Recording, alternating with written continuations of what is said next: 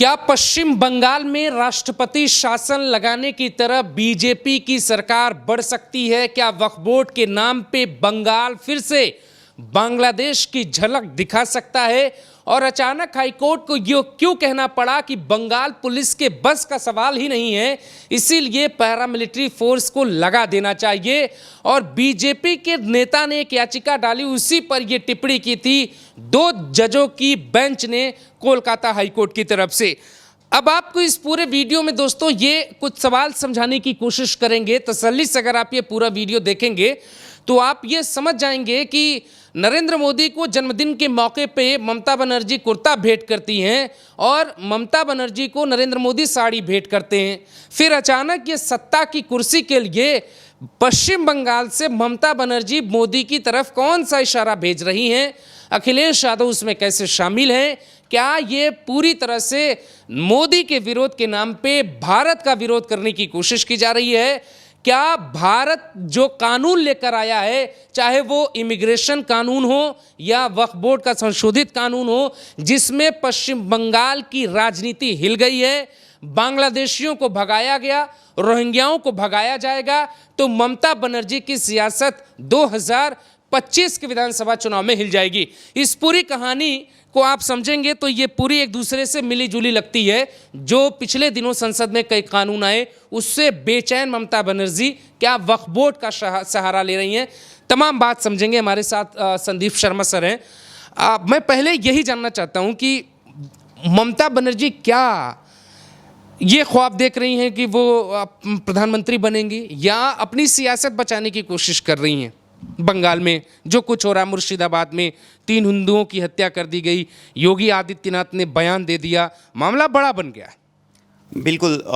देखिए, प्रधानमंत्री बनने की बात मुझे नहीं लगता, क्योंकि वो अभी थोड़ी दूर की कौड़ी नज़र आती है ना। बीच में एक स्पेस ज़रूर बना, क्योंकि राहुल को लोग सर्वमान्य नेता के रूप में देख नहीं पाए, और नीतीश जब अलग हो गए तो उस समय एक स्पेस ज़रूर बन रहा था ममता बनर्जी के लिए।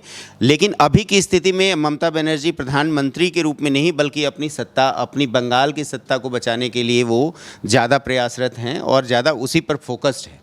ठीक है, देखिए, अगर बंगाल की बात की जाए तो बंगाल में मुस्लिम पॉपुलेशन जो है ज़्यादातर जो लोकल है और बांग्लादेश से आए हुए हैं, ये सबको पता है, और उनकी बदौलत ममता बनर्जी कुर्सी पर रहती हैं, बनी हुई, उनके कोर वोटर्स में से हैं।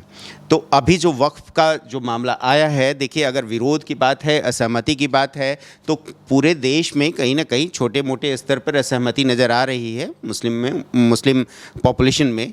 लेकिन वो भी क्यों हो रही है? क्योंकि वहाँ कुछ नेता जो हैं मुस्लिम के, चाहे वो धर्मगुरु हैं, चाहे वो all India Muslim personal law board के नेता हैं, जिन लोगों का आज वक्फ बोर्ड पर वर्चस्व था अभी तक, और वो लोग अपनी मनमानी कर रहे थे, तो वो उन लोगों के बरगलाने की वजह से आम मुस्लिम जो है, अभी चूँकि वो अवेयरनेस की कमी है, लोगों को ये पता नहीं चल पा रहा है, आम मुस्लिम को ये लग रहा है कि ये शायद उनके लिए नुकसानदायक होगा, जबकि ऐसा है नहीं। ये इसी बात का फ़ायदा उठा करके बंगाल में जो ये अभी आपको प्रोटेस्ट दिख रहा है, देखिए, यूपी में मुसलमान बंगाल से कम नहीं है, लेकिन उस तरह का प्रोटेस्ट नहीं है। जम्मू कश्मीर में देखिए पूरी मुस्लिम में आबादी है, वहाँ ये प्रोटेस्ट नहीं हो रहा है इस तरह से। जिस तरह के प्रोटेस्ट आप मुर्शिदाबाद में देख रहे हैं, बंगाल में देख रहे हैं, उस तरह का प्रोटेस्ट बाकी जगहों में आपको उस तरह से नहीं दिख रहा है, उतना एग्रेसिव प्रोटेस्ट। और जो सड़क पर उतर आए हैं, तो सड़क पर उतर के इतने प्रदर्शन जो हो रहे हैं, इसमें बिना एडमिनिस्ट्रेशन के सपोर्ट के तो हो नहीं रहा है। ये चाह रही हैं और ये दिखाना चाह रही हैं बंगाल में ममता बनर्जी कि भाई आप ये वक्त लाएंगे तो ये हालत हो जाएगी, स्थिति ये पैदा हो जाएगी। आपको जहाँ पे भी देखिए, अभी वक्फ संशोधन बिल जब 370 आया था, तब भी ये बातें हो रही थी कि हटाता तो कि वहाँ पे ये हो जाएगा, वो हो जाएगा। ट्रिपल तलाक जब हटा तो भी ये बवाल हो रहा था कि ऐसा हो जाएगा, वैसा हो जाएगा, हुआ कुछ नहीं। देखिए, 370 हटने के बाद जब जम्मू कश्मीर में अब जब डेवलपमेंट के काम शुरू हुए हैं, तो उसका असर अब दिखना शुरू हुआ है। आपको जीरो घटनाएं पत्थरबाजी की, वहाँ पे इतने डेवलपमेंट के काम हो रहे हैं, सांस्कृतिक काम हो रहे हैं, कार्यक्रम बहुत सारा शुरू हो गया है वहाँ पे। आपको एक सबसे इंटरेस्टिंग फैक्ट बताता हूँ कि हुर्रियत पार्टी जो बनी थी, अलगाववादियों के कई अलगाववादी पार्टी मिल करके एक हुर्रियत बनाया गया, गठबंधन बनाया गया, हुर्रियत कॉन्फ्रेंस, उसमें से अभी तक 12 पार्टियां हुर्रियत को छोड़ चुकी हैं। हुर्रियत को छोड़ करके वो राष्ट्रवादी पार्टियों के साथ शामिल हो चुकी हैं। ये अपने आप में एक बहुत बड़ा संदेश है, ठीक है ना, कि क्या जम्मू कश्मीर में हो रहा है, क्यों, क्या डेवलपमेंट हो रहा है। तो ये सोचिए मेंटल लेवल पे, आपको मानसिक रूप से लोग अब समझने लगे हैं। वहाँ का आम मुसलमान ये समझ रहा है कि किसमें फ़ायदा है। आप मुझे ये बताइए कि ये जो मुर्शिदाबाद है इसकी डेमोग्राफी क्या है, और क्या बांग्लादेशी भी मुर्शिदाबाद में हैं, और क्या रोहिंग्या भी हैं जो ये दंगा हो रहा बंगाल में, और सरकार के नाक के नीचे क्या बांग्लादेशी मुसलमान हिंदुस्तान के एक बेहतर राज्य जिसे बंगाल कहा जाता है, जिसे भारत की शान कहा जाता है, वहाँ के हिंदुओं को मार रहा है। ये लोग कह रहे हैं, डेमोग्राफी जानना चाहते हैं।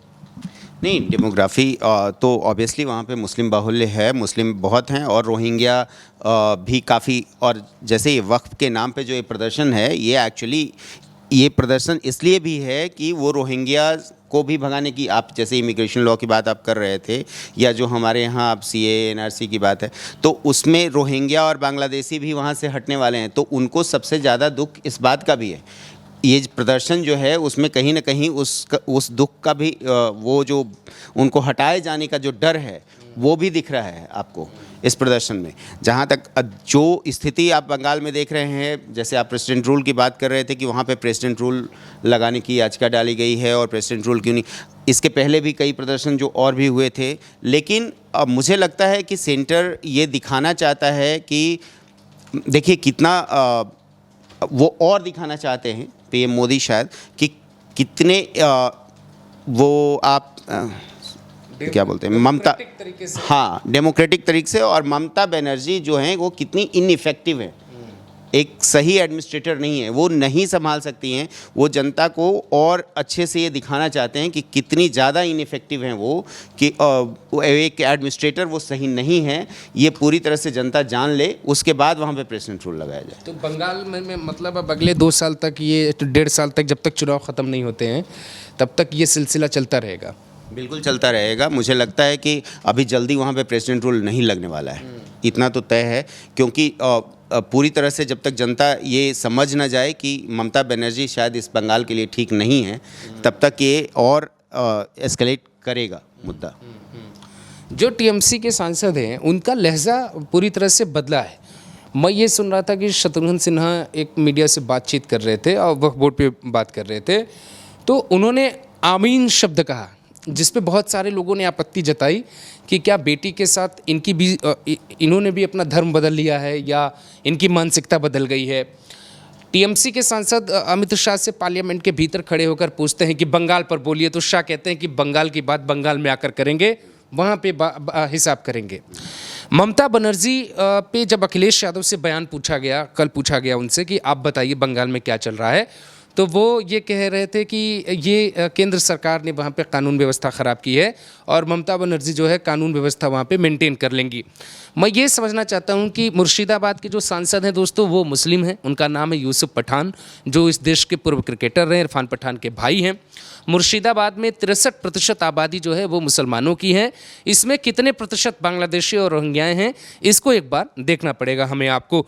तो अब ममता बनर्जी पॉलिटिकल एंडिंग की तरफ जा रही हैं बंगाल में, या पॉलिटिकल फाइट की तरफ जा रही है बंगाल में, या दिया बुझने से पहले कि ये फड़फड़ाहट है जो समझ में आने लगी, क्योंकि इमिग्रेशन बिल जिसे लोग वक्फ बोर्ड के कारण नहीं बात कर रहे हैं दोस्तों, वो कानून अपने आप में बहुत दमदार है। अमित शाह ने एक ऐसा कानून पेश किया संसद के भीतर, जिसके बाद अब शायद भविष्य में जो रोहिंग्या आए और जो बांग्लादेशी आया, किसी भी देश के अवैध घुसपैठी आए, वो अब भारत में नहीं आ पाएंगे। और जो लोग अभी भारत में मौजूद हैं, सरकारी आंकड़ा 40,000 का है, लेकिन जो गैर सरकारी आंकड़ा वो 14 लाख तक का है।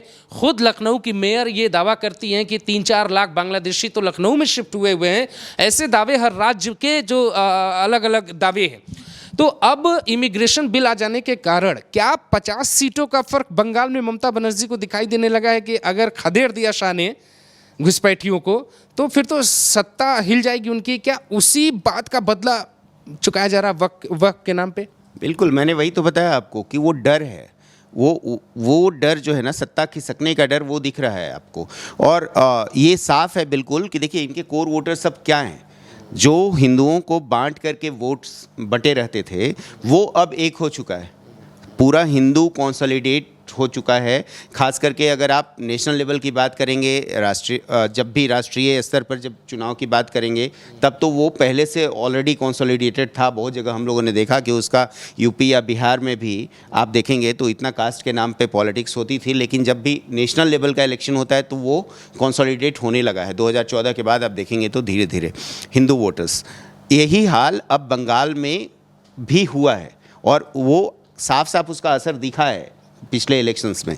और इस बार अब इनके पास चारा क्या है? ममता बनर्जी के कोर वोटर्स, अगर कैडर्स को छोड़ दें आप, टीएमसी के कैडर्स होंगे जो कई हिंदू पॉपुलेशन भी होगा जो उनका कैडर होगा, लेकिन उसके अलावा जो कोर वोटर्स है वो कौन है? इनके मुस्लिम वोटर्स हैं, क्योंकि मुस्लिम ही बीजेपी के विरोध में खड़ी है। तो ये लोग अब उस जगह, उस स्तर पे पहुंच चुके हैं कि हमारा जो कोर वोटर्स है उसको कैसे बचाया जाए। भले ही देश का कितना नुकसान हो रहा है, देश का क्या हो रहा है, इससे इनको अब कोई मतलब नहीं है।